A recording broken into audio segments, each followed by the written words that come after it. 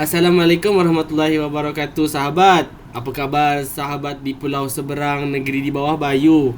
Rindu rasanya lama tak pulang ke negeri di bawah Bayu. Berjumpa keluarga, berjumpa rakan-rakan dan juga sahabat sendiri. Apa khabar sahabat? Waalaikumsalam. Kabar di sini baik-baik saja. Baik, izinkan Alhamdulillah. saya membalas pantun saudara. Silakan, Ah, silakan saudara. Ingin teruja saya untuk mendengarnya. Sila sila. Bunga melati di tepi laman, harum mewangi sepanjang hari. Walau lama tidak bersalaman, persahabatan tetap disanubari. Hebat saudara. Pantun yang begitu memberikan satu inspirasi kepada kita semua. Jadi saudara, sebenarnya hari ini tujuan saya untuk menghubungi saudara adalah untuk kita berbincang satu tajuk yang saya rasa penting untuk kita bincangkan, iaitu berkenaan dengan pendidikan digital dan juga bahasa Melayu itu sendiri. Perkaitan antara dua aspek yang sangat besar sebagai kepada kita sebagai seorang guru bahasa Melayu. Jadi, saya nak tanya sahabat Akmal bin Sanare. Saya tanya sahabat lah kan. Selaku seorang guru bahasa Melayu, sejauh mana keberkesanan penerapan pendidikan digital ini memperkasakan guru dalam kita kawal pembelajaran teradun dengan keperluan pendidikan negara? Saya kira saudara mesti ada pendapat tersendiri. Boleh saudara kemukakan? Baik, terima kasih atas soalan ini. Pada pandangan saya sebagai bakal guru bahasa Melayu, penerapan pendidikan digital memang memainkan peranan yang sangat besar dalam memperkasakan kemahiran saya dan rakan-rakan guru pelatih yang lain untuk mengawal pembelajaran teradun. Saya ingin berfungsi dua sebab utama mengapa saya katakan perkara ini berkesan. Baik, yang pertama dari segi fleksibiliti penyampaian ilmu.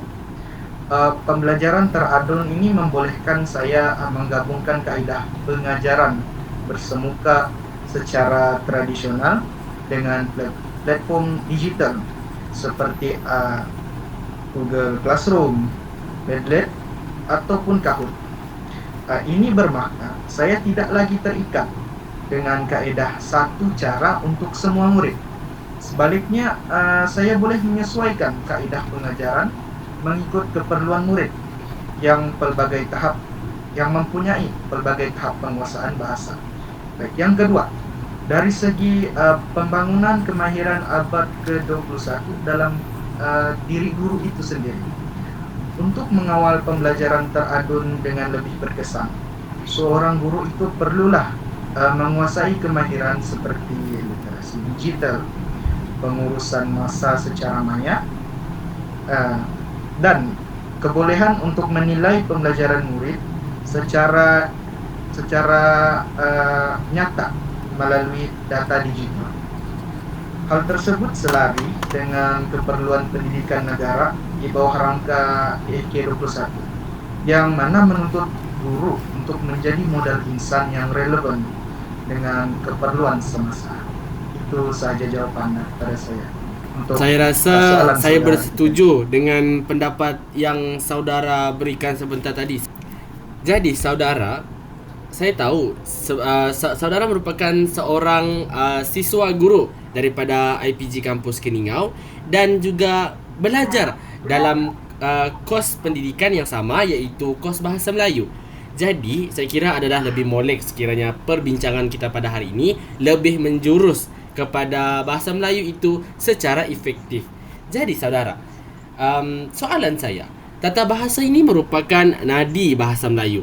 Jadi, apakah contoh bahan bantu mengajar yang mampu untuk membantu meningkatkan kebolehan tata bahasa murid sekolah rendah, terutamanya saya spesifikkan kepada skop pembelajaran kata adjektif, kerana kata adjektif ini perlu dikuasai oleh murid-murid di sekolah rendah seawal darjah 5 lagi saudara. Jadi mungkin saudara boleh kemukakan pendapat saudara berkenaan tentang bahan bantu mengajar tersebut. Ah, Terima kasih terhadap soalan tersebut, saudara Hadayat.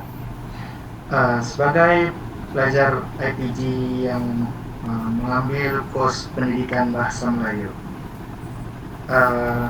Saya mempunyai pengalaman dalam menghasilkan bahan bantu mengajar, terutamanya dalam spesifik kepada aspek tata bahasa.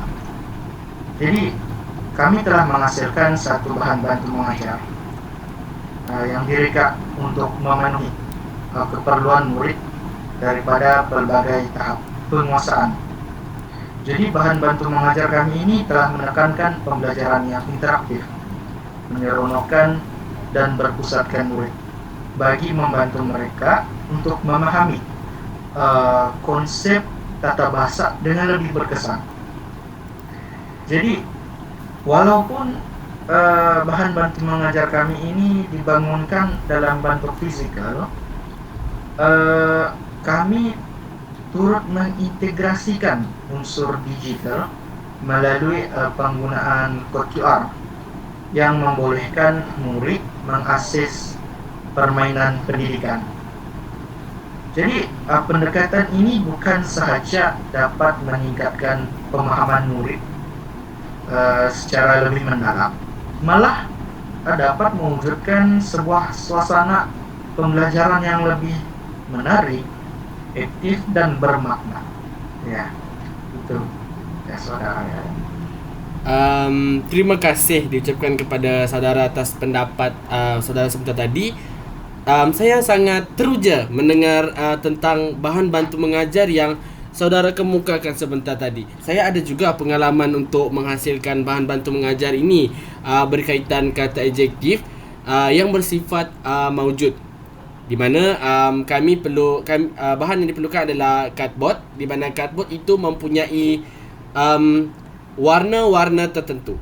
Jadi murid perlu membaling bola yang mempunyai pelekat kepada warna-warna tersebut, dan jika bola tersebut terkena kepada warna kuning, dia perlu menyatakan kata adjektif tersebut warna apa. Secara spesifiknya adalah kata adjektif warna. Jadi di sini kita dapat membentuk satu kaedah pembelajaran yang lebih interaktif kepada murid. Bukan sahaja bahan bantu mengajar secara maujud, tapi bahkan boleh juga diintegrasikan dalam bahan bantu mengajar digital seperti yang saudara Akmal berikan sebentar tadi. Jadi saudara, secara keseluruhan hasil perbincangan kita pada hari ini, suka untuk saya tanya persoalan yang terakhir. Apakah harapan saudara terhadap kemajuan lanskap pendidikan negara, terutamanya pemerkasaan bahasa Melayu yang perlu seiring dengan digitalisasi pendidikan? Sebab saya tahu kita berdua merupakan pelajar option bahasa Melayu itu sendiri. Silakan saudara. Baik, terima kasih saudara Hadayat. Untuk soalan terakhir ini, saya ingin kongsikan harapan saya secara pribadi selaku bakal guru bahasa Melayu. Baik, harapan saya yang pertama ialah bahasa Melayu tidak ditinggalkan dalam arus digitalisasi pendidikan. Saya sangat berharap terdapatnya usaha untuk memperkasa bahasa Melayu, untuk diberi keutamaan yang sama seperti STEM, subjek STEM, sains dan matematik dalam pembangunan aplikasi dan platform digital pendidikan negara, agar bahasa ibunda kita tidak dipandang sebagai subjek yang kurang relevan berbanding bahasa Inggris atau teknologi. Sebagai penutup, saya berharap landscape pendidikan negara akan terus berkembang ke satu arah sistem yang inklusif, di mana digitalisasi dan pemerkasaan bahasa Melayu berjalan seiring dan bukannya bersaing, demi melahirkan generasi murid yang cilik digital, namun tetap berakar undi dengan jati diri bahasa dan budaya sendiri. Ya, itu saja harapan saya terhadap kemajuan landscape pendidikan negara. Saya sangat tertarik tatkala mendengar apa yang saudara katakan sebagai pendidikan inklusif yang perlu seiring antara digital dan juga konvensional supaya tidak bersaing tetapi bergerak sejalan. Di mana daripada itu kita sedar bahawa pendidikan digital ini bukanlah satu perkara yang memberikan impak negatif jika dimanfaatkan sebaik-baiknya.